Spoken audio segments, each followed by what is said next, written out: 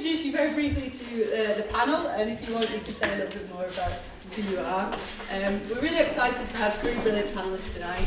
The first is Chardine Taylor-Stone, who is an award-winning cultural producer, writer, and feminist activist. She's also won numerous awards for being a brilliant LGBT person, activist, all-round star. And she started Black Girls Picnic, a movement in collective self-care for black girls and women, and Stop Rainbow Racism, which tackles racist performances in LGBTQ venues. In the middle, we've got Louisa Roach. If you came to our launch party, you might recognise Louisa because she did a DJ set there. That feels like a really long time ago now. That was the 2nd of November. Louisa is the lead singer of She Drew the Gun, which is a brilliant band. If you don't know them, make sure you check them out. Based right here in Liverpool, which is very lucky for us. Louisa is the winner of Glastonbury's Emerging Talent Contest in 2016, and She Drew the Gun's latest album, Revolution of the Mind, was released this October, and in spring you can see them on tour all around the UK. And our third panellist on the end there is Rebecca Conley, who is the founder of Diplo Creative Media. She runs events for her social app, which some of you may know. It's the biggest queer women's social app.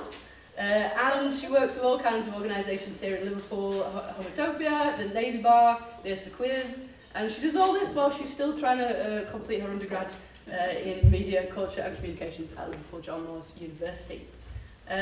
So, tonight, the reason we did this event is that last year we did a similar event, some of you might have come to it, called 1967, Where Are All the Lesbians? And it was looking at visibility of lesbians and bi women back in the 60s and the 70s, in response to it being 50 years since the partial decriminalisation of homosexuality in England and Wales.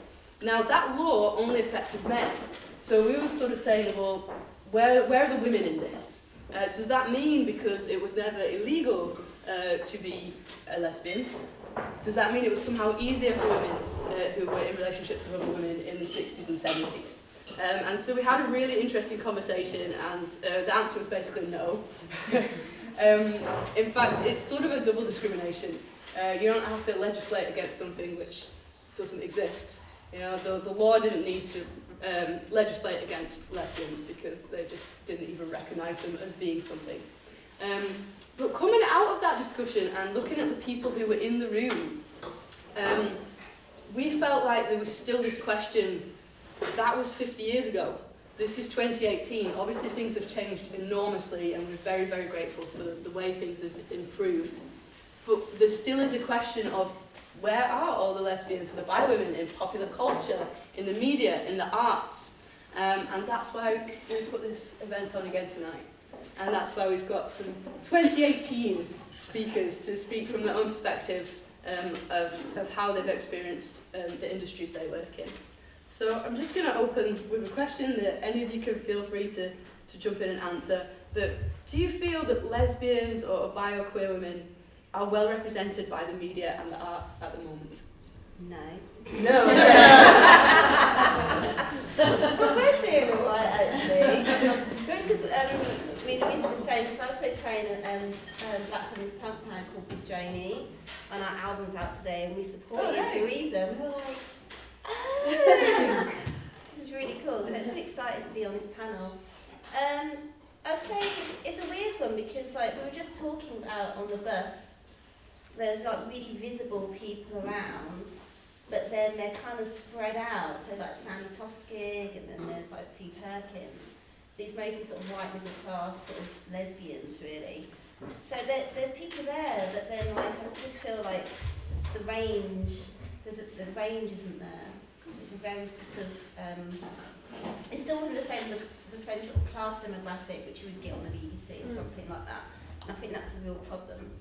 I don't know what anyone else thinks about it. I was going to say, like, yes and no, because I think, like, the one thing that, like, queer, lesbian and bi women all have in common is that we're all women, and, like, if you look at the statistics for representation across all the arts, and you're lucky if women make up 25% of the people that are, you know, the people that are actually telling the stories, like the songwriters or the directors or the playwrights in all the industries. It's mostly it's less than 25%, which is represented by women telling the stories. So I think first of all you're off to a bad start there, because you know the statistics are against you already. But I think as part of that, I mean, that 25%, we are doing quite well. But I think there does need to be a bigger range, like across class and maybe just more of the voices being heard. I'm like Louisa, so I'm like yes and no. My main issue is with the word represented. Like, what are we at? Like, represented in what way? My kind of interest at the minute is looking at LGBT advertising and how big companies are kind of saying, oh, like, let's target the pink pound now, we need their money. And since I've been looking into that, I've actually discovered they're not interested in the pink pound, they're interested in the money of gay men. And like the kind of, there's this idea that if gay men do it, queer women will follow. Because gay men, they're the ones at the top, everything just trickles down. So that's what I've been looking at quite heavily at the minute. So I'm thinking, yeah, we are doing much better than we have been doing. But in what way? Is it, who's the one representing us? Is it these big creative agencies that are coming up with these marketing campaigns thinking, I know queer women will like this, I'm going to put these two women on an advertisement and they'll buy my product?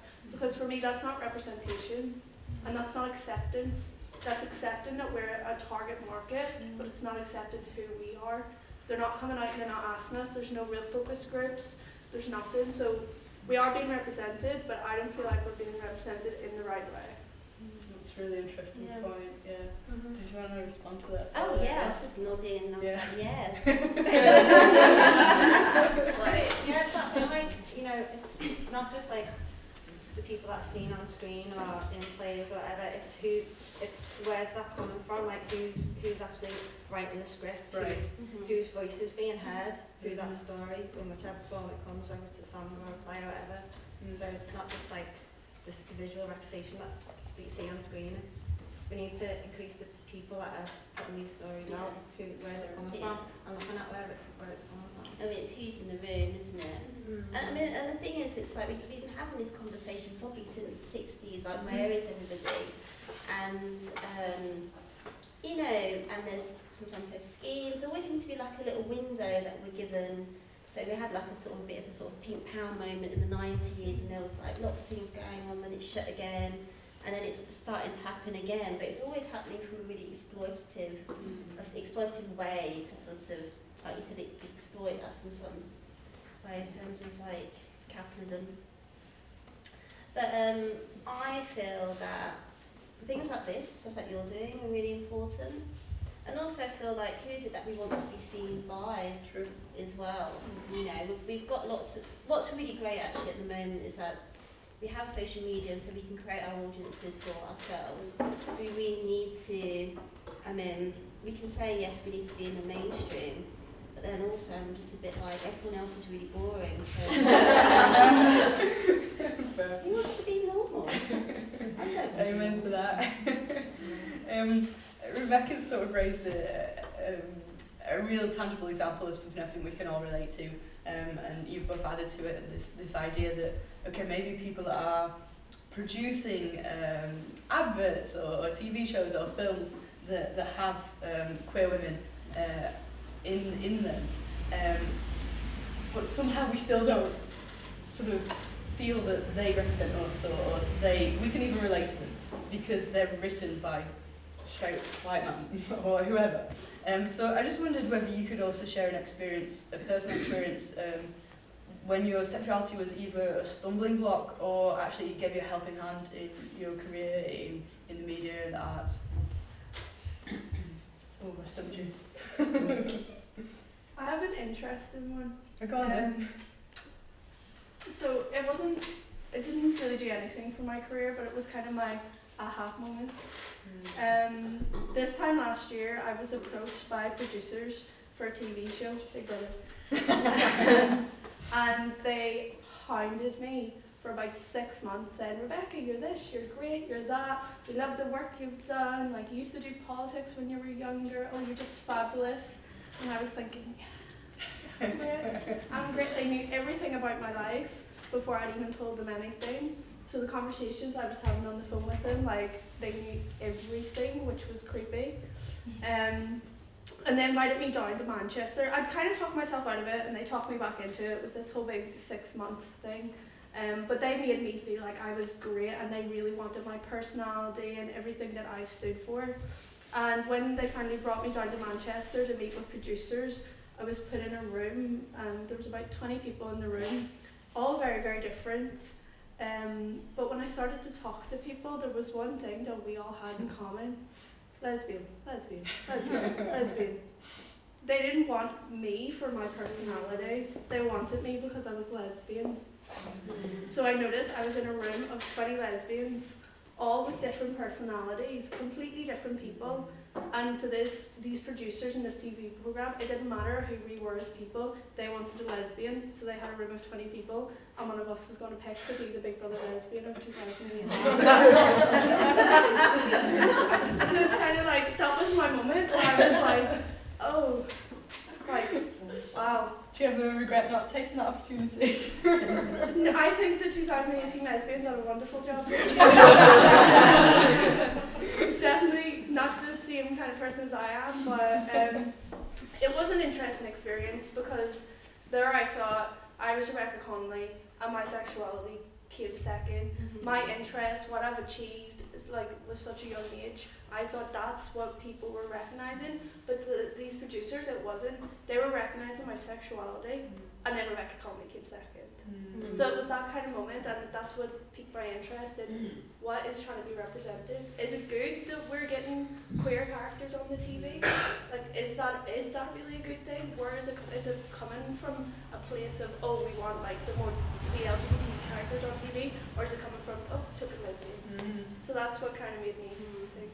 It's always like this dual conflict type thing. So I know for me, being out and being vocal and has pushed me into that activist space, and that's what's kind of made me essentially. As soon as I sort of recognised what my sexuality is, it was suddenly like I just blossomed and my voice just sort of grew along with recognising that. So it's always very central to my work and who I am. But then on the flip side, it's a thing it can become all you're about as well. So you're sort of managing these two things. So, you know, my other interests, it's like I'm really into like weird psychedelic hippie stuff from the 60s. But I could talk about that all day, but no one's going to ever ask me about it because they just want to ask me about black queer women, which I'm happy to talk about. I can talk about that all day. I was going to say, it's not really No, but but I mean, weird hippie stuff. yeah, no. But I think the thing is that the neutral is white, cisgender, straight men, and they will be allowed to talk about whatever it is they want to talk about. They can talk about hippies, they can even talk about black queer community, you know. But I'm not given that space to do that. So, I mean, that is something that I am struggling with and trying to, I guess, in a way, sort of push forward through other bits of my work. And particularly with the band Big Joni, oh God, some of the reviews we get are actually flipping hilarious. So there is like, we're a punk band, like our influences are like Psych Youth, Breeders, Sleaty Kingy. Some reviewers are like, oh yes, you know, I hear sort of Nina Simone, and it's a bit, I mean, I do like the Slange album. We do a really great grungy Slange cover, by the way, you need to hear that. But it's like, did you fucking even listen to us? Did you actually listen to anything we just played? It's so obvious. However, if we were like a bunch of white dudes, straight away they'd be in there saying the references from the music that we grew up on and loved.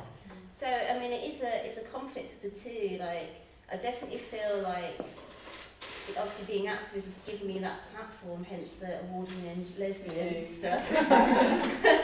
But then also it can become a bit of a weight around the neck because, like, I have a lot that, you know, there's a lot of other things about me.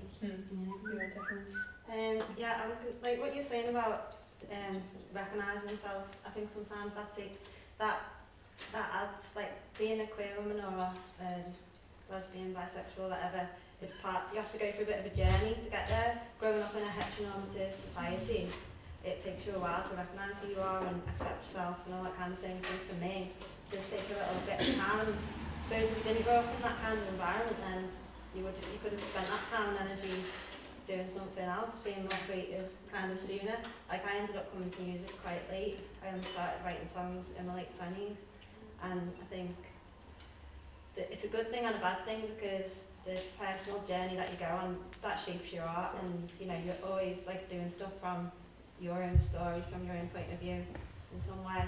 But then also I think maybe if I didn't spend so much time when I was younger like falling for straight girls and just, I don't know, just the general, just like realising who you are really, just there.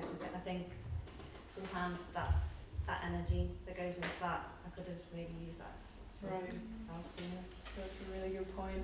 I wonder the extent to which I feel like the younger generations, they're definitely seeing sexuality as something different to perhaps people of my age or older did. And certainly I think that things on the TV and in film and everything is changing, and we are getting more characters, and you know, it's all those questions about, well, are these characters representative? And I wanted to ask, because people of my generation, and full disclosure, I'm 34, they still cite the L word. How many L word fans have we got in the house? L word fans? Yeah. Alright, they still cite the L word as like the key moment of sort of lesbian visibility in the media. But that show came out in 2004, sorry to make you all feel old. How have things changed in the last 14 years in the media? I didn't have Sky, so sorry. It was Buffy and Buffy, okay. Sugar Rush. Sugar Rush was fun. Similar timing as well, right? Sugar Rush, right? Yeah. I was a bit like, what's going on?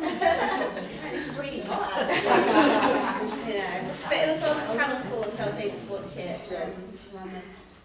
Sorry. We were watching two very different shows.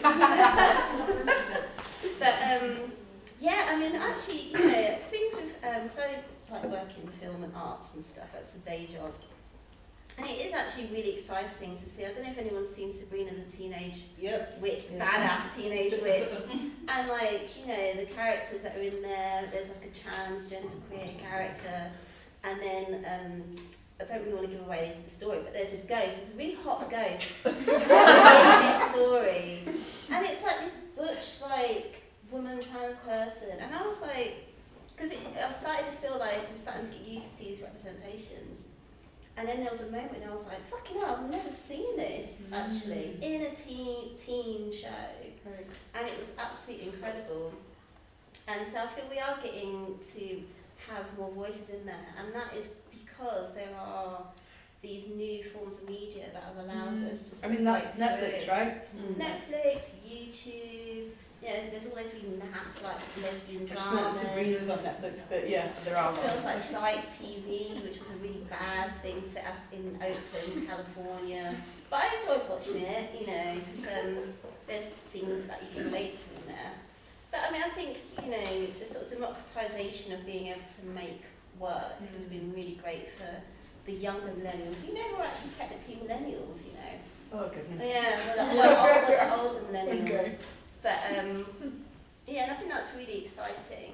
And when I speak to like people who are under 30, I do find it really endearing that people are so centred in who they are, and they know who they are so much earlier than I remember being like that, and I think that's really brilliant. Like with anything, you know, there's things around exploitation that we're still dealing with, where there's like these tropes that come out. But I do believe we are sort of moving forward in some ways. Should we bring Rebecca in? Yes. Given that she's a person under 30.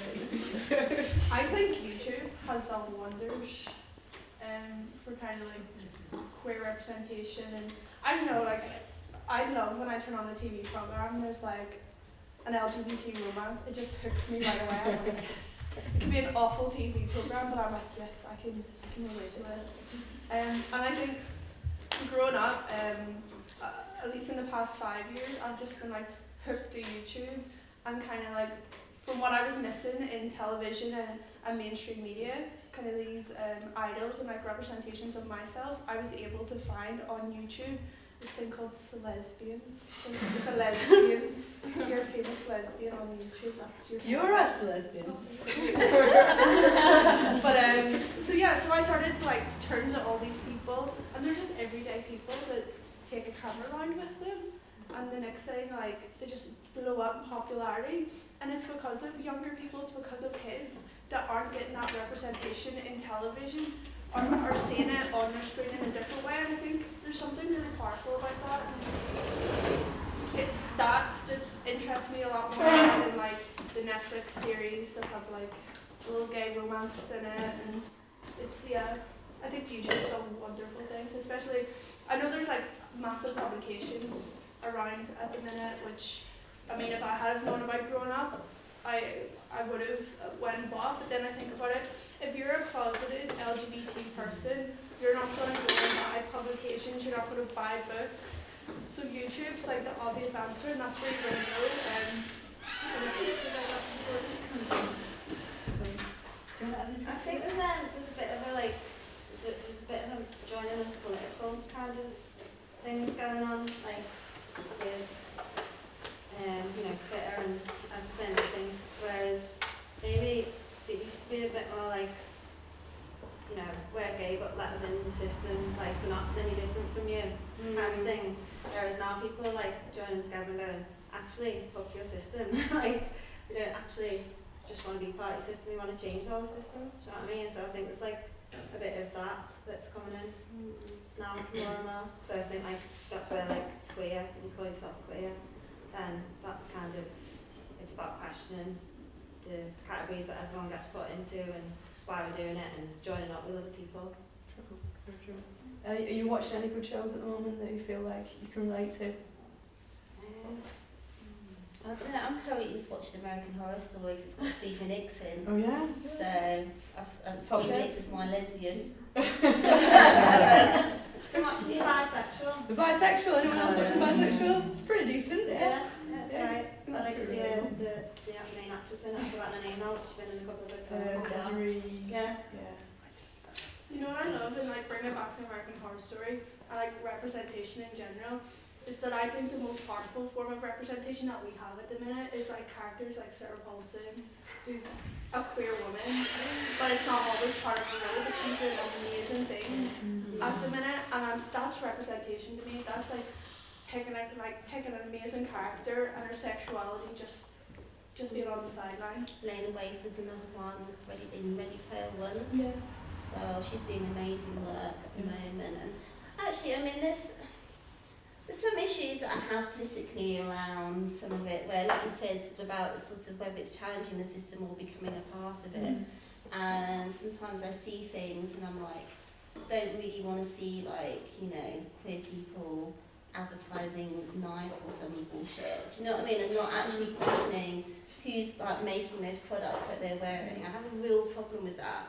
And that's something that I keep seeing turning up, and I think that's something that we still need to be challenging, because even if it's good for us in terms of representation, there could be queer people sitting in a factory that's about to fall down on their heads in Bangladesh or somewhere like that, and it's like, where's our solidarity with those people? Where's our solidarity there? And I think that's something that maybe politically as a community we've kind of lost a little bit on the way. They're now just starting to be accepted into these kind of mainstream, sort of hyper-capitalist kind of media world at the moment. So yeah, there's a dark flip side to that. So I think there's a bit of a schism. I think it's a bit like what you were saying, there's sort of a schism politically that I see will expand even more, particularly in the political environment that we're in, where we're seeing all these positive representation, then we're also seeing a huge increase in homophobic violence and transphobic violence at the same time. Yeah. So where is that going to take us in a few years? I think? Yeah, it's sort of getting a wider Yeah. thing Yeah. rather than, yeah. So building on some of the things that you were just saying there, and my next question was going to be anyway, so you sort of started talking about it.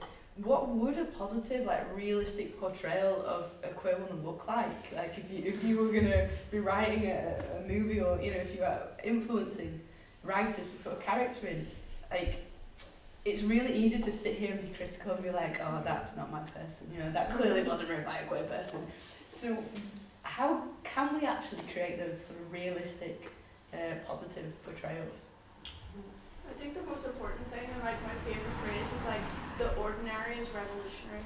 Like, I really love that phrase. Who said that? I heard, you know who I think it was? Carrie from Diva said it at like an event that she was speaking at, and I've just always remembered it. And it's so true, the most ordinary thing is revolutionary. And if we're kind of thinking about like young LGBT kids that are looking at these media representations, they don't want to see like this big super movie star that isn't realistic to them. It's the ordinary people that really makes a difference. It's like, hey, I can relate to that. That's me. That's an ordinary person doing ordinary things, and they're queer. Wow. Like, I think that's the most important thing. So it's just about bringing sexuality in the storylines as an ordinary thing, not even touching on it and just having it there. Like, I think that's the most important thing, and that's the most powerful thing at the minute for representation. Yeah. Kind of making it like more, like, yeah, it's not the main thing. The sexuality doesn't have to be the main thing about you, isn't it? But I mean, it's like, it'd be nice to have a few queer heroes as well. True. Ireland's. I think it's about challenging institutions. I think it's about challenging our current LGBT institutions, which are throwing out a load of shit. Okay. As well. Sorry. Do you want to name names? Or? Not well. This is being filmed. It's being filmed. I used to work at a very large institution in film institution in London that holds holds a very big festival, LGBT festival every year. It's I massive. can't imagine who you're talking What about. could be Okay. that? But and some of the films that used to be screened were just terrible. Terrible. I have like a list of like things that I want to ban from queer film. Go on. One is like The Long Hot Summer with like two young lesbians who fall in love over the summer. The second is drag queens doing their face. It's always the drag queen who's performing her last show, doing her face in the mirror with bulbs and she hasn't got a wig on. I'll see that like 5 times. And then there's probably another one where it's like, someone comes out and gets either murdered by their friends, their family, or their lover, or maybe they might actually murder their own parents. That was what I had last year. So I mean, when we're talking about like representation, so how? And we said we want more queer writers. These are all by queer writers. Right, I was going to say, who's making these films? Films are queer people making these films, but we're still falling into these same tropes, and then we complain about them. And it's like, well, why are we doing them? I mean, one of the best things that I think has come out recently is a documentary about a trans man having a baby. It's like The Ordinary is Extraordinary. And that was fantastic, and that really stood out during the festival, which I will not name. And I just feel like these are sort of the stories that we do need to see more, because these are real stories, and we can have the real, we can have the fantastical, we can have the science fiction, you can have the fantasy, we can have the lesbian vampire movies, which I'm still waiting for. And I think this is things we need to be doing. So it's about challenging institutions and our own community as well. Why do you think queer people are making those movies? They're sort of falling into, this is what the mainstream's expecting, so this is what sells, so I'll make a movie about X, Y, Z. Who funds it? I mean, this is the thing about positions. Who's in power and who's the person who can actually say yes to giving that money? Right. And I've got, lots of friends who are out there trying to make challenging stuff, and they're coming out of commissioning funding meetings, and it's like their script is basically ripped apart and it's become the same trade story arc, because that's what they think sells to queer people or to the mainstream. You fed really nicely into my next question, which is sort of most major arts institutions, media companies are still led by a certain kind of person. Does that matter? Sort of already saying it does matter. And what can we do to challenge this? I think it's what you were just saying then about like who does these films, that class is an issue as well.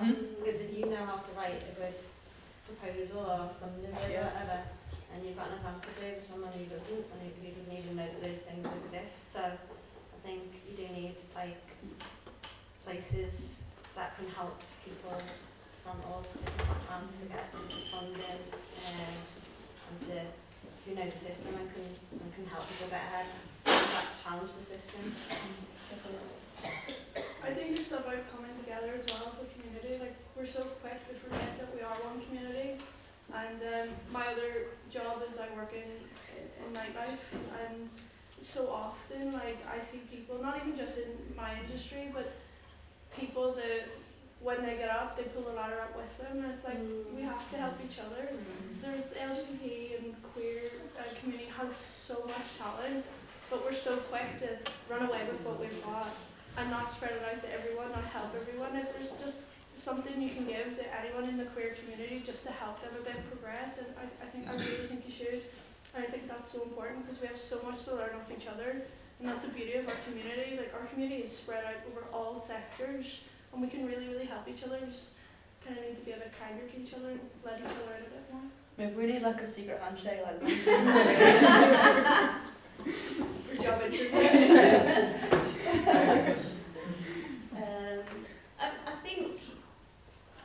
I think it goes back to what I'm saying about politically where we are as a community. And it also ties into what you're saying about people pulling the ladder up behind them and forgetting actually the activism that it took to get them there in the first place. So it's like, oh, now I'm here now. So, we don't need we don't need all these young people outside of placards. What are they worrying about, sort of attitude, which I've seen from some people. And there are some real things that we could be fighting for. I mean, I know in terms of representation of women in the arts, I can't remember which Scandinavian country it is, but the head of their equivalent of the culture government department basically said that if there wasn't at least 40% of women in leadership roles by the year 2018, then the places would start getting fines. There will be some consequences. Although why only 40%? I think it's like, I'll just say 40, not 50, just to not freak out all the men. But I mean, they actually went over the target, and now it's 50%. So there has to be consequences. There has to be these policies put in place that say if you do not reach this target, if we do not see a certain amount of LGBT people in there, a certain amount of LGBT people of colour, trans people, lesbians, then you will lose money. So, and that's the only way these people will listen. I personally totally believe in what you're saying, and I actually believe in putting quotas in place. Yeah. But let's play devil's advocate. Isn't that just tokenism? And doesn't that mean that people will be promoted who are not as good? No, well, fuck it. It's lots of mediocre white men who are getting promoted who aren't very good. Yeah, there's lots of mediocre white men who aren't. So I'm just a bit like, what does good mean? I mean, Jesus, some of the people I've had to work with, bloody hell. Because actually, what, as we all know, if you're a woman of colour, or if you're a queer person, you have to work 3 times as hard. So I actually don't believe we're actually any less better. I think actually people who are actually promoted on their actual skill set, the whole place would be run by queer people. Let's have a whole queer government. Well, that's really too spicy, isn't it? Yeah. The revolution starts here. I've got one more question before I turn it over to the floor. I'm actually going to ask Mel if she'll just join us on the panel. That's right. Mel is one of my fellow directors of Liverpool Queer Collective, and I'm bringing Mel up because we have this conversation a lot, and so let's bring Mel in. I feel like things are improving in terms of visibility, like we're saying, TV shows, movies. But the thing that gets me, and the thing that me and Mel talk about a lot, is that very often the lesbian characters, the bi characters, and this goes right back to the L word, They're these kind of very glamorous, long-haired, stiletto-heeled women. And we're butch women. So I feel like we are getting more visible lesbians, but I feel like they still have to look a certain way and dress a certain way and be attractive to perhaps the male gaze. So just wondered what your thoughts were on that. I got my heels on. Yeah, it's something that has always wound me up. Growing up, I had no one really on television or any kind of, I don't know, social media, public eye person that I could go, oh, that's me. I think the first person I saw was like Ellen DeGeneres, and like, amazing as she is, it still wasn't, that wasn't somebody I saw myself in still. So I found it quite frustrating, and I started to think like, well, why is that? Like, why are we not being? And I still think it's the case. I kind of believe it might be because they're not only ticking the lesbian box, then they're then coming into another whole like look kind of thing. We're not as digestible to the mainstream audience as I think, I don't know, a sort of more, let's call it more cis-looking kind of lesbian would look. I don't know. Do you? I agree. Yeah, I've been doing a lot of work on this recently for my dissertation actually, and it's this idea. It goes into marketing, it goes into media production, camp versus queer, and a lot of big business say it's not politics. It's not politics. It's business. It's profitable. Anything that's profitable is all they care about. So the idea of camp versus queer is like, if you bring it back to men. Camp is the gay best friend that everyone has in their head, and queer is the real representation of what it means to be a gay man. I mean, if you look at a room full of gay men, they're all going to be so different, but the media has this idea of what they are going to look like, and that's what's marketable, and it's the same as lesbians and queer women, and it's kind of why I have an issue with the L word as well. It's because, yeah, it was great, but it was very set type of women. Oh, there's lots of issues with the L word. But it is because I feel like we're only accepted when we're the heteronormative version of ourselves. So if like straight people accept us a certain way, then that's going to be what's represented, because God forbid we rock the boat to show them what a real queer woman looks like. I think intimidated. Yeah. I think like, you know, the ideal looking lesbian also has another audience that we can't, we're not attracted to that, and I think that can be quite worrying as well. Absolutely. I mean, I think, you know, for me, I identify as a femme as well. So for me, growing up, not actually seeing any butch women or masculine identified people actually held me back in my sexuality. So when I was talking about sugar rush, it's like something was going on, but I don't really want like lipstick on my face. It's not really it's not a sexual thing for me. And so I was like, oh well, you know, maybe I'm bi, I don't really know. It's like there's something going on, but I haven't seen it. It was only really when I saw Katie Lamb, which was like the one constant. And I swear to God, without I remember sitting in front of my grandmother's television, in between when she had 10 Commandments on, I used to tend to tell you over. But so MTV, Katie Lamb came on, and it was like, I just remember it was an image of Constance Craven, that video, and I just had that image constantly. And never ever saw it again until one day I was working. I was much older. I was actually in a like heterosexual relationship then, and this woman in a suit walked into where I was working, and I sort of creepily followed her around. It was the whole thing. But like, yeah, I mean, I really feel like female masculinity, or however people want to identify, is really powerful. It's a really powerful thing, and it's something that really challenges like the fundamentals of the sort of the gender binary in our society.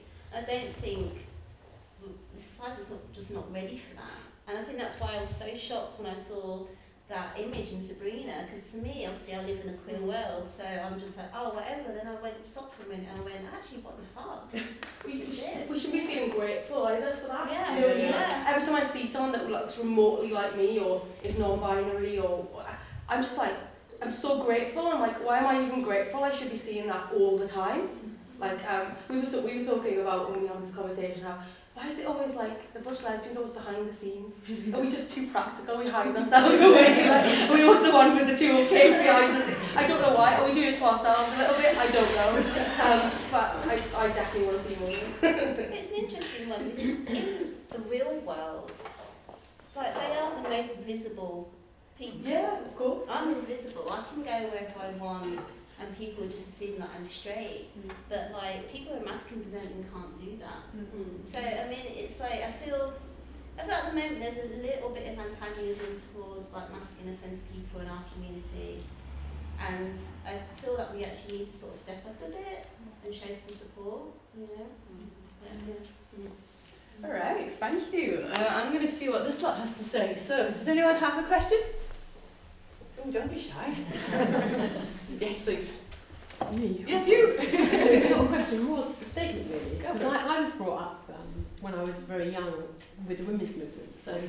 So going back to identity and also to how people identify, one of the things that we were trying to do then was to get away from the stereotypical image of a woman. So a lot of us dressed up, had our hair cut short. I didn't actually at the time, but I have done since. But I think a lot of us had to get away from that stereotypical identification of women. So there's that you sort of touched on here now, and that's now become less of a thing. And I think that's, in some ways, that's a good thing. Because now, young people, when I talk to young people, they can identify as whatever they like. And I love that. I love it that it's fluid. So they can go to school and they'll see other kids. They won't know whether they're male or female. They don't care. When you talk to really young people, and I've got grandchildren, and I talk to them, they don't care, because they know me and they know other people. I've got a grandson who doesn't identify as gender. And I think a lot has changed since the 70s and since the 80s, and that's a good thing. But the representation of us in the media or in anywhere, I'm an engineer, so in anywhere, is always lacking. So if you're saying it's 25% of women, I mean, how many LGBT women are going to be there? People are going to be in that organisation. Less than 10%.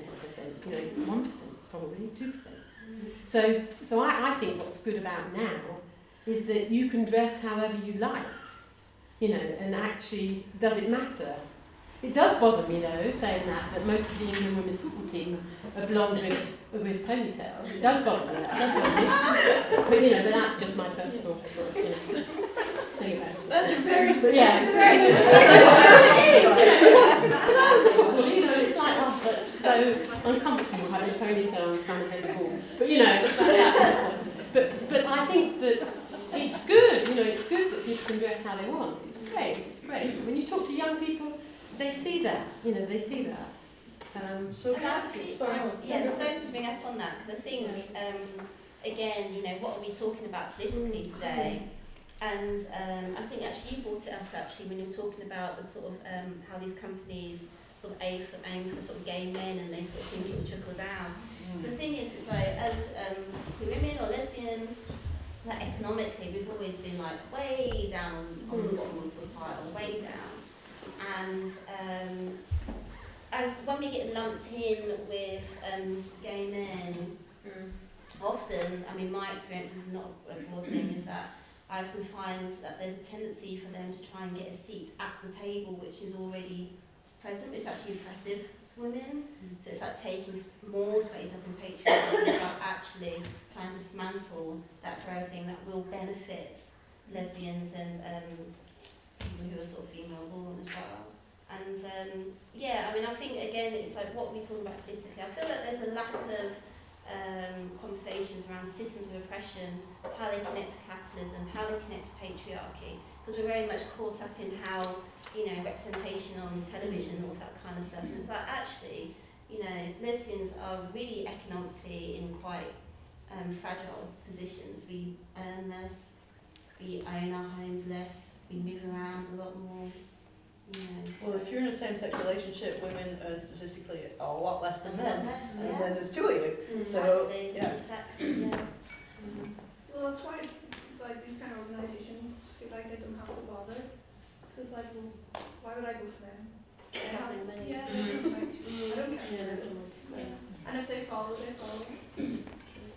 issue. Does anyone else want to? I just want to add something to Oh, this. sorry, yeah. Sorry. So going on to like people with jobs and going for jobs, I've got to the point where I was actually unemployed for a little while. I was actually going into interviews and saying that I was gay and I wasn't interested in having any children or anything, because I thought that made me more employable, because they knew I wasn't going to go off on maternity leave for a year or something like that.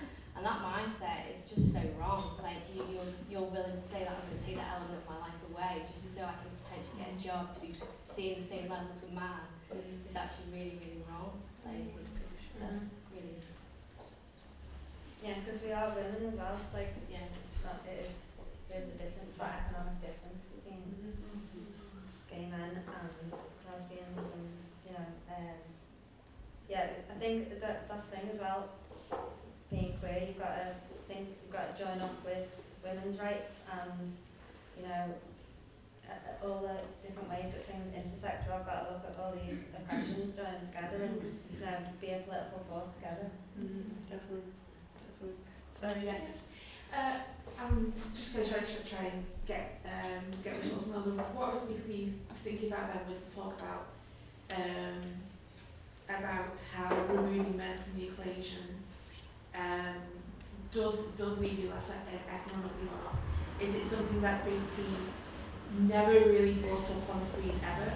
Like you're allowed to be the tragic lesbian. You're allowed to get murdered, you know, or you're allowed to get sick, or you're allowed to have your partner get murdered.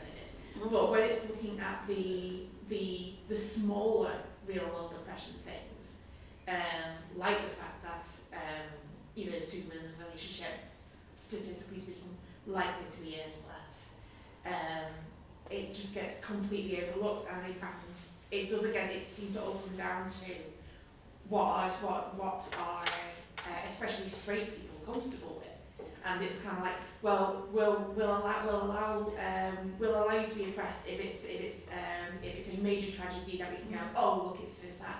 But if it's something where we have to actually try and deal with this, then no, don't look at that. I think also we need to be, was we're talking about intersecting oppressions, with like, I'm specifically talking about cisgender white men, not talking about, you know, black queer men or femme queer people in that way. And yeah, absolutely. I mean, I think, oh God, it's such a tough question, is that sort of representation around that, and I can't really think of anything where. I just think people are naive. Yeah. Like I live with so I'm in a queer bubble. Like my whole life is queer. I work for a queer club, like I work in like queer organisations. Like everything's just queer. And then I go home at the end of my queer day. I live with a straight couple, and I'm like, yes, this is what it's like. And it's like, and I think, and they are naive, and they were super naive until they lived with me. The guy that I live with, Nathan, most of you actually probably know him as well, because he's the photographer at Beers for Queers, and now he's the photographer at like any queer event that I can't be the photographer at. And but beforehand he was super naive. Like when we first I met him in Belfast 4 years ago, when I first met him, he just had so many ridiculous questions. But I would answer them and I'd educate him, and now he's like best friends with the Mersey Burners, and like he's just so accepted and so loving, and I feel like he is part of our community now. But that wouldn't have happened if it hadn't become personal.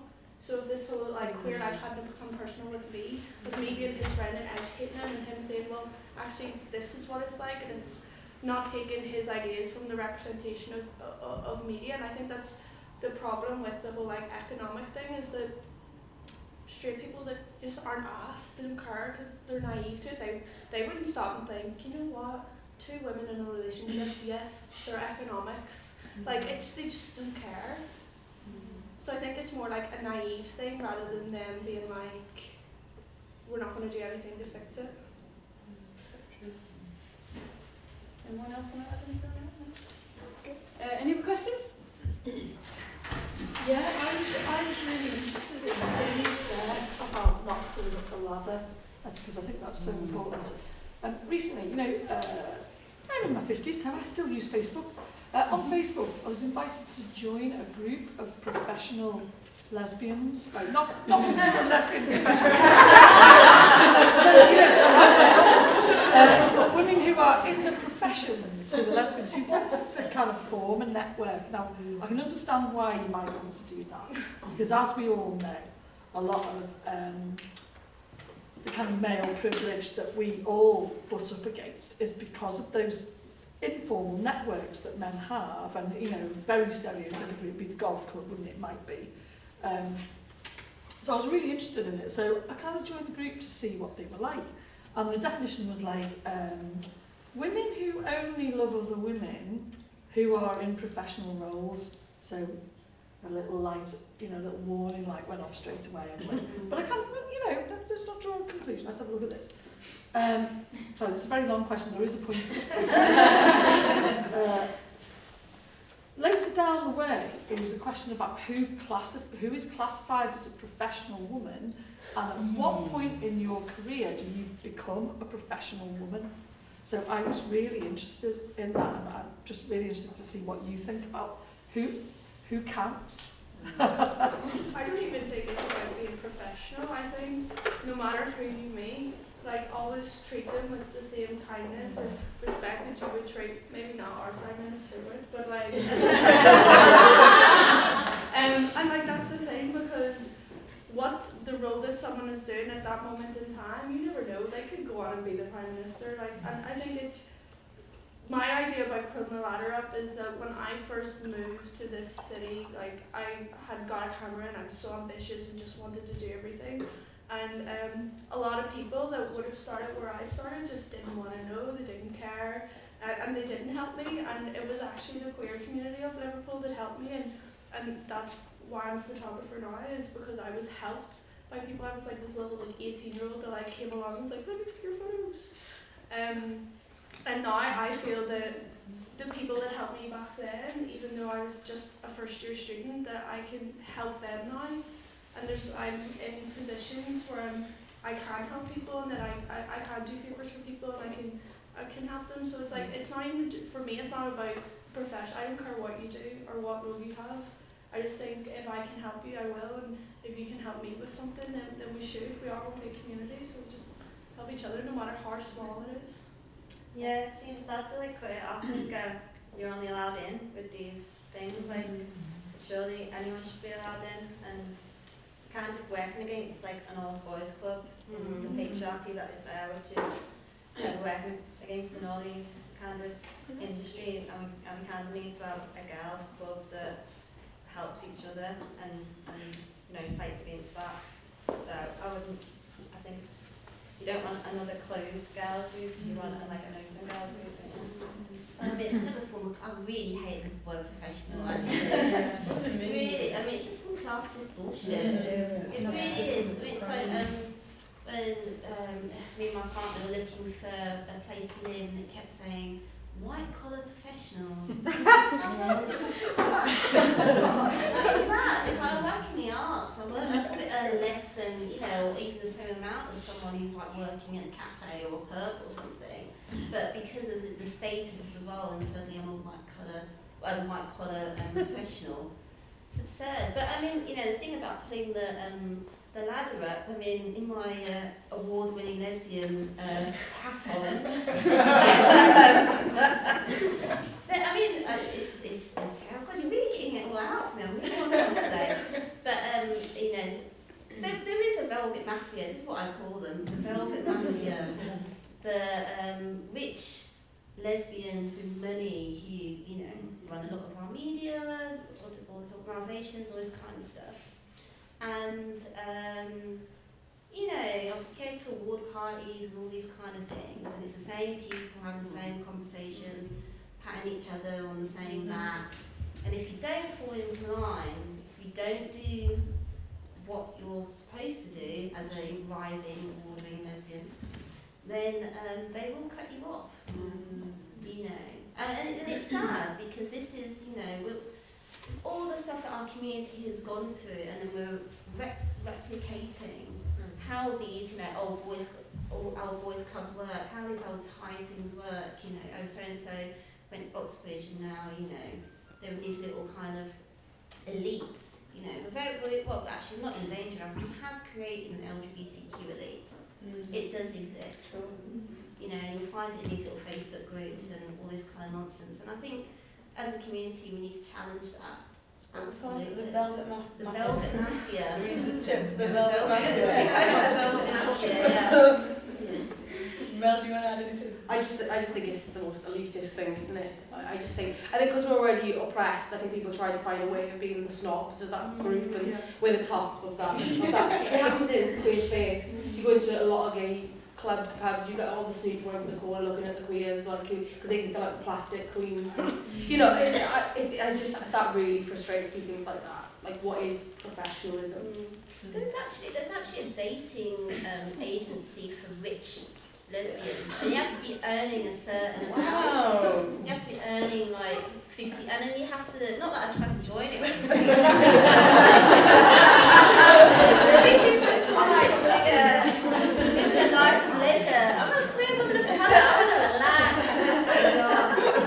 No, but like, on a serious note, I think it was, you had to like send your CV in, how much you earn, and then you didn't, it wasn't like, you know, Her or Tinder where it's like quite sort of, you know, democratic. It was, you then had to go there and be interviews, and then they paid to work with somebody, then that person had to say yes, and then they arranged all the stuff for you. It's like a job interview. Yeah, basically, Wow. yeah. Alright, so we're guessing numbers that get a bit No. probably got time for one more question. Anyone's got yes at the back? I'm just going to say, certainly changing the subject, that I was in the Echo last week. I came after 17, I believe in God, you know, He's my saviour. And I went to a church in Hunts Cross called Gateway, been to a couple of Bible studies, and I went and came in with Nikki, talked it, and I said, oh yes, I'm gay, but the faces just dropped, as you can imagine. But I've always been gay in the churches. And then the next day I got a text saying basically the Bible and you can't come again. So for some strange reason, when I looked at the Echo, within an hour the photographer was there, it was online, wasn't it? I look good, by the way, for this.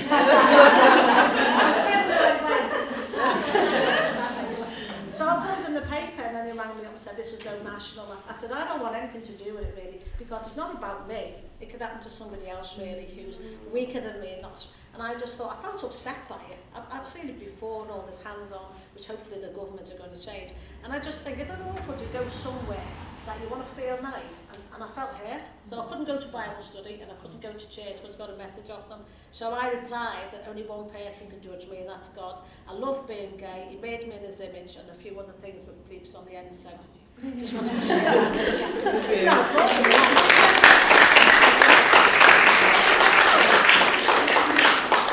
Thank you for sharing that. But I guess one thing I kind of want to ask from that is, as soon as there's a bad news story, suddenly the Echo's there.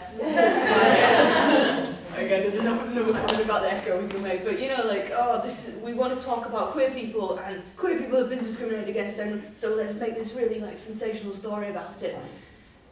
How much does that do to sort of help our case of sort of representation? I don't know. Obviously, it's good that they want to cover a queer person being discriminated against, but are they going to just cover like homotopia? You know, are they going to cover Liverpool Queer Collective? Are they going to ever come to Burst for Queers and cover that in their listing section? You know, so it aggravates the situation. I think when it's one-sided in the story, when it's all negative and an attack way of kind of telling society, you're doing this, you're doing that. Or, why can't we see the good stuff that's happening as well? So people think, actually, they're just like us. They're just. Do we want them to feel like just like us? Well, we want them to think we're better than them. Definitely, yeah. Just like a bit of controversy, I think, isn't that? Yeah. Everyone loves a bitch on that. Very true. So, if you could please say a big thank you to our panelists.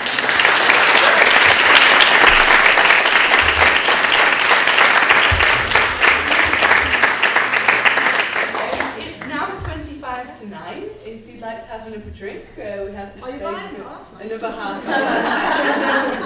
And then around 9 o'clock, we're going to walk just round the corner to Lesbian, which is the after party, and have a boogie. So thank you very much for joining us. Be merry, continue the conversation, talk to our panelists, meet new people, and then let's go with us. Thank you.